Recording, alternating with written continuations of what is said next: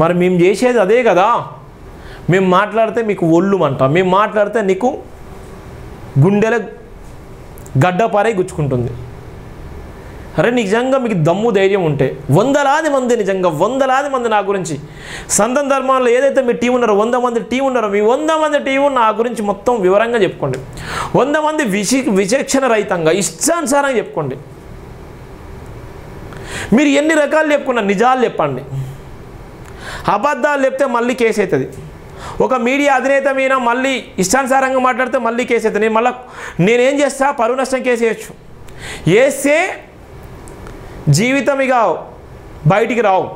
నేను ఇది కూడా చెప్తున్నాను. రాజ్యాంగాన్ని అనుసరించే పని చేస్తాను, రాజ్యాంగానికి లోబడే పని చేస్తాను. చదువుకున్నటువంటి మేధావులం మేము. మీలాగా ఇంటరో 10th ఫెయిల్ అయ్యి ఎక్కువ ఇక్కడనే ఎదుర్కొన్నటువంటి ఉస్మానియా యూనివర్సిటీలో చదువుకున్నటువంటి మేధావులం, ఇంకా చదువుతున్నటువంటి మేధావులు, ఇంకా చదువుకోవాలి, ఇంకా జ్ఞానం కావాలని కొట్లాడేటువంటి బాబాసాహెబ్ అంబేద్కర్ వారసులం మేము. నకిలీ వేదవోలు ఇష్టానుసారంగా మాట్లాడు. వీడు గోపి అంటాడు, వాడు మాట్లాడిన మాటలు మీ దరిదాపు చాలామంది తెలుసు. ఇలా చాలామంది వీడు నాకు కాల్ వేసి మాట్లాడిన సందర్భాలు.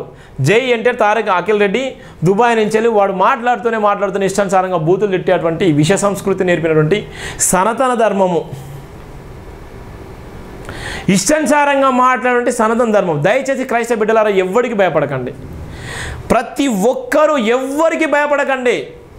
ఈ నా తెలుగు రాష్ట్రాల్లో ఉన్నటువంటి ప్రపంచంలో ఉన్నటువంటి ప్రతి ఒక్క క్రైస్తవ బిడ్డ ఎవ్వరికి భయపడకండి. మీ కష్టం వస్తే నా దగ్గర రండి, మీకు బాధ అయితే నా దగ్గర జెన్యుగా రండి. అబద్ధాలు మోసాలు వేసి నా దగ్గర రాకండి.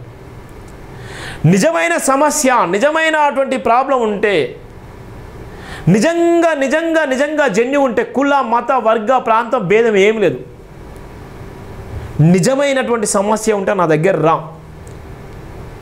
కేసులు ఎందుకు కావో చూసుకుందాం, చట్టాలు ఎందుకు పనిచేయో చూసుకుందాం, రాజకీయ నాయకులు ఎందుకు పనిచేయరో చూసుకుందాం, ప్రజలు ఎందుకు నిలబడరో చూసుకుందాం.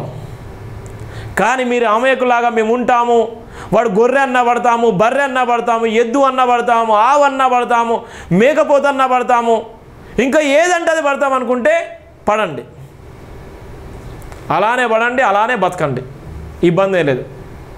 ఇలాంటి గోపిగన్లు లక్షలాది మంది ఉన్నారు. గోపిగన్లు ఇలాంటి అఖిల్ రెడ్డి గారు లక్షలాది మంది అఖిల్ రెడ్డి గారు ఉన్నారు. ఈరోజు వాళ్ళు ఆగొచ్చు, కానీ వాళ్ళ స్టాండ్ వందలాది మంది రోజు రెగ్యులర్గా మాట్లాడతారు. ఒక 100 మంది గ్రూప్ కాల్లో వందలాది మంది ఎవరిని తిట్టాము, ఎవరెవరిని తిట్టాము, ఎట్లా గెలికాము అని వాళ్ళు డిస్కషన్ చేసుకుంటారు. ఎవరెవరిని ఎట్లా గెలికాము, ఎవడు హిందుత్వం గురించి మాట్లాడుతున్నాడు, ఎవరు పవన్ కళ్యాణ్ గురించి, ఎవడు చంద్రబాబు గురించి, ఎవడు మోడీ గురించి మాట్లాడుతున్నారు, ఎవరు మిగిలిన బీజేపీ ఎంపీల గురించి మాట్లాడుతున్నారు, ఎవడు నిజంగా ఆర్ఎస్ఎస్ మీద మాట్లాడుతున్నాడు, ఏ లేడీస్ మాట్లాడుతున్నారు. వాళ్ళకి అదే పనిగా వాళ్ళు ఇష్టానుసారంగా మాట్లాడతారు. మరి వాళ్ళతో మాటలు పడాలనుకుంటే మాటలు పడండి, వాళ్ళు ఇష్టానుసారంగా మాటలు పడాలనుకుంటే వాళ్ళు నడిపించేటువంటిది ఎవరంటే మళ్ళీ ఆర్ఎస్ఎస్ వ్యక్తులే, బీజేపీలో ఉన్నటువంటి డబ్బున్నటువంటి వ్యక్తులే. వాళ్ళందరికీ డబ్బులు ఇచ్చి తిట్టమని చెప్పేటువంటి అనేక మంది. హిందుత్వం అనేటువంటి ఎజెండా దేనికి సంబంధించిందంటే బీజేపీకి సంబంధించింది కదా. ఆ బీజేపీలో ఉన్నటువంటి లక్షలాది మంది వాళ్ళ ఆత్మగౌరవం కోసం అని చెప్పేటువంటి ఒకే ఒక్క నినాదం హిందుత్వం. ఆ హిందుత్వంలో ఇవాళ ఉన్నటువంటి క్రైస్తవుల మీద దాడులు చేయాలి, ఇవాళ ఎస్సీల మీద దాడులు చేయాలి, ఇవాళ మానభంగాలు చేయాలి, రేపులు చేయాలి, మర్డర్లు చేయాలి, ఇష్టానుసారంగా చేయాలి. ఇవన్నంటే ఇవాళ ఉన్నటువంటి సందర్భంలో మేమే చెల్లుబాటు కావాలి, మనం నడిపించేది రాజకీయ నాయకులు, మాకు డబ్బులు ఇచ్చేది రాజకీయ నాయకులు.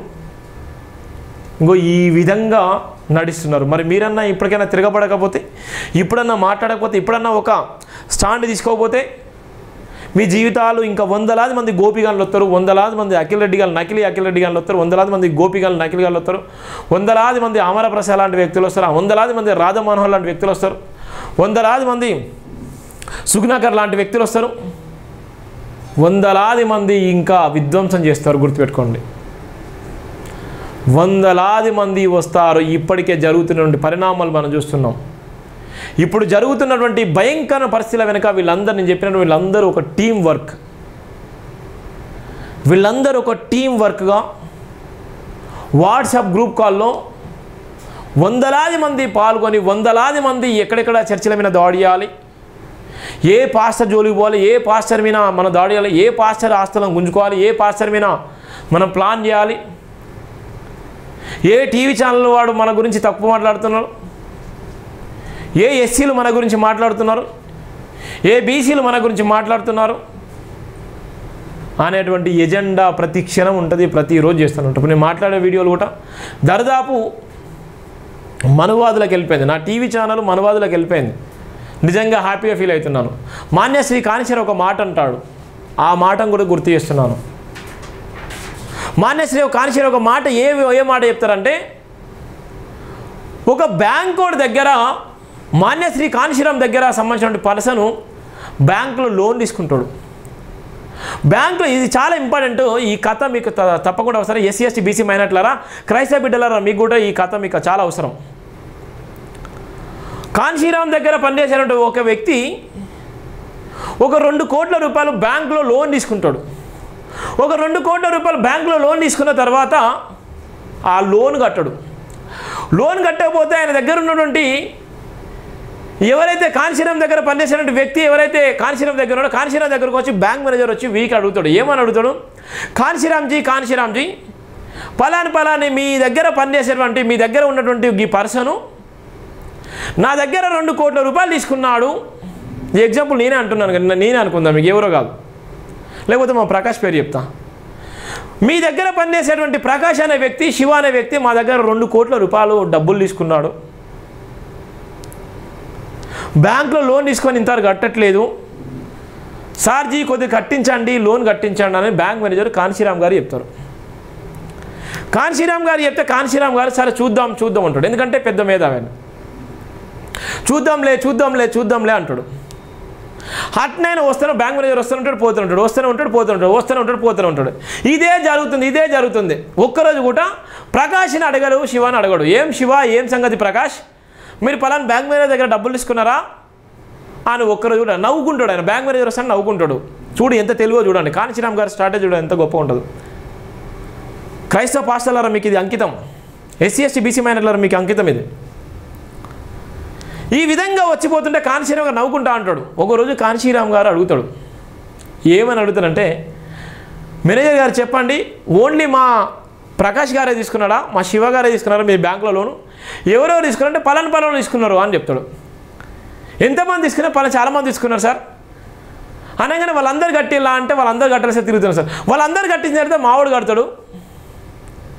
వాళ్ళందరినీ కట్టించిన తర్వాత మావోడు కూడా డబ్బులు కడతాడు. వాళ్ళందరూ ఫస్ట్ కట్టించు, తర్వాత మావోళ్ళు కూడా కడతారు అని చెప్పి నోరు వెళ్ళబెట్టుకుంటాడు. బ్యాంక్ మేనేజర్ నోరు వెళ్ళబెట్టుకుంటాడు.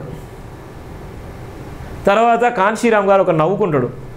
అరే మావోళ్ళు బ్యాంకుకు పోయి కూడా అప్పు తీసుకునేటువంటి ప్రయత్నం చేసిళ్ళు, బ్యాంకులో లోన్ తీసుకునేటువంటి ప్రయత్నం చేసిళ్ళు. ఇది కదా నేను చేసింది, ఇదే కదా నేను BS4 ఇవాళ చేసింది, BSP ఇవాళ ఉన్నటువంటి పేబ్యాక్ టు ద సొసైటీకి ఇదే కదా, మా వాళ్ళు ఏదో ఒక రాజ్యాధికారానికి వస్తారు అని నవ్వుకుంటాడు. గిది కదా ఆయన చెప్పిన ఫార్ములా, గిది కదా ఆయన సిద్ధాంతము, బాబాసాహెబ్ అంబేద్కర్ సిద్ధాంతం ఇది కాదా? అప్పుడు నవ్వుకొని అభినందిస్తాడు. అప్పుడు మరి మనకి ఇది శాత కాదు, అది శాత కాదు, ఏది శాత కాదు. ఎదుగుతున్నటువంటి వ్యక్తులను కాలు పట్టు గుంజాలి. ఎవడో అమ్మ నా బుద్ధులు పెడితే పడాలి, వాడు దాడి చేస్తే దాడి చేయించుకోవాలి, వాడు కొడితే కొట్టించుకోవాలి. కనీసం పోయి ఫిర్యాదు చేసేయాలంటే పోలీసులు వాళ్ళ పక్షాన్ని ఉంటారు, పొలిటికల్ లీడర్ వాళ్ళ పక్షాన్ని ఉంటారు, భయపడి ఉచ్చబోసుకోవాలి. ఎందుకు మనం జీవితాలు? నువ్వు 100 ఏళ్ళు బతకడం కోసం వచ్చావా? ఒక్కసారి కాన్షీరామ్ ఫార్ములా చూడు, ఒక్కసారి బాబాసాహెబ్ అంబేద్కర్ ఫార్ములా చూడు, ఒక్కసారి ఎంతోమంది మహనీయుల ఫార్ములా చూడు. బైబిల్నే కాదు, బైబిల్ను చదువుతూనే అందరినీ కూడా చదువు, తెలుసా నీ జ్ఞానం అంటే ఏందో అని.